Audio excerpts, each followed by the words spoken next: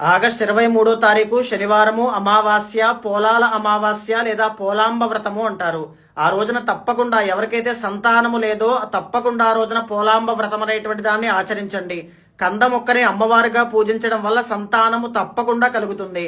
శని అమావాస్య కాబట్టి శని బాధలు ఉన్నటువంటి ప్రతి ఒక్కరూ, శని మహాదశ అంతర్దశలు నడిచేటువంటి వాళ్ళు, కష్టాల్లో ఉన్నటువంటి వాళ్ళు, మేషరాశి, మీనరాశి, కుంభరాశి వాళ్ళకి ఏలినాడు శని దోషం కాబట్టి, మిథున రాశి వాళ్ళకి కంటక శని దోషం కాబట్టి, ధనస్సు రాశి వాళ్ళకి అర్ధాష్టమ శని దోషం కాబట్టి, సింహరాశి వాళ్ళకి అష్టమ శని దోషం కాబట్టి తప్పకుండా ఆ రోజున శనికి తైలాభిషేకం చేయించడం కానీ, లేకపోతే నల్ల నువ్వులు దానంగా ఇవ్వడం కానీ చేయండి. అన్నదానం లాంటివి చేయడం వల్ల విశేషమైనటువంటి ఫలితం లభిస్తుంది అని చెప్పచ్చు.